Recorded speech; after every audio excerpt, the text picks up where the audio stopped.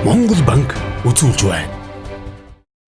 Өндөр хөгжилтэй улс орнуудын ард иргэдэд санхүүгийн боломж бололцоо сайтай байдаг нь тэдний олох орлогын түвшнээс гадна төсвөө төлөвлөх зуршлаас ихээхэн шалтгаалдаг. Тэд орлого зардлаа тогтмол хянаж төсвөө төлөвлөснөөр хөрөнгө мөнгөө өөр ташигтайгаар удирдах чаддаг байна. Харин манай орны иргэдэд төсвөө төлөвлөдөг болов уу? Гүнийх хямдгүй дээ. За нэг урчлан бол бичиж мөрдөгдөв. Тэгж бол хямдаггүй. Тэр хямдаа гэжтэй хямдгүй яхаа. Нөрөөчлөн бол тэгж хямдаггүй. Ер нь л хямдаг. Хувь хүн айл өрхүүд төсвөө төлөвлөж орлого зарлага бүртгэх нь ямар ач холбогдолтой вэ? Ер нь энэ өрхийн төсвийг хөдөлсөний хамгийн гол ач холбогдол нь яах вэ гэхээр зээл авахгүйгээр өөрийнхөө тэр хязгаарлагдмал орлогоороо өөрөөр хэлбэл орлого хязгаарлагдмал гэж эдийн засгийн олжид үздэг. Тэгэхээр өөртөө орж ирсэн тэр орлогоороо л өөрийнхөө хэрэгцээг хангаад авах боломжтой. За яа гэхээр монголчууд маань нөгөө хүнжлийнхээ хэрээр хөлөөжий гэж ярьдаг шүү дээ. Тэгэхээр орж ирсэн орлогоо яг хэрэгцээтэй зүйлдээ зөв зарцуулаад дээр нь мөнгөө хэмнээд хуримтлал үүсгэж явах юм бол заавал зээл авах шаардлагагүй. За энийг бол олон хүмүүсийн амьдралын туршлага нотолж харуулдаг.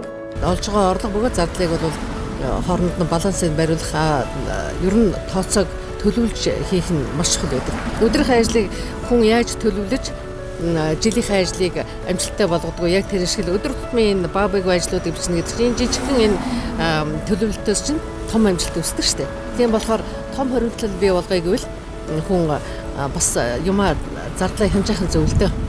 Бид хөвчлэн хүсэл хэрэгцээ хоёроо ялгаж чаддгүйгээсээ болж хэрэггүй зүйлд маш их хэмжээний мөнгө зарцуулдаг. Харин төсвөө төлөвлөж эхэлснээр санхүүгийн асуудлаа төвөггүй шийдэх боломж бий болохоос гадна таны амьдралд маш олон эерэг өөрчлөлтүүд гарах болно. Тэгвэл төсөв төлөвлөх гэдэг нь яг юу вэ? Үүнийг яаж хийдэг вэ? Төсөв гэдэг маань өөрөөр хэлбэл тэр хүний дараагийн сард хэдэн төгрөгийн орлого орж ирэх үү? Тэрийгээ юунд зарцуулах вэ гэсэн төлөвлөгөө хийлээд байгаа. Хамгийн энгийн арга бол ерөөсөө орж ирсэн орлогоо гарсан зарлагаа нэг бүрчлэн нэг төгрөгч үлдээлгүйгээр л бүртгэх эхний ээлжинд.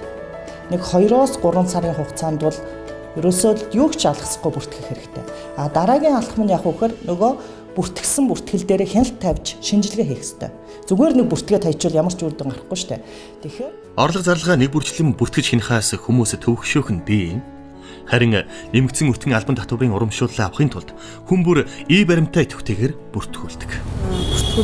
Бүртгүүлдэг. Баримтаа бүртгүүлдэг. Тэгвэл та баримтаа бүртгүүлэнгээ давхар зардлаа тэмдэглээд явах боломжтой юм. Энэ нь зардлаа бүртгэж эхлэх хамгийн энгийн арга бөгөөд цаашлаад төсвөө төлөвлөхөд тань тус болох юм.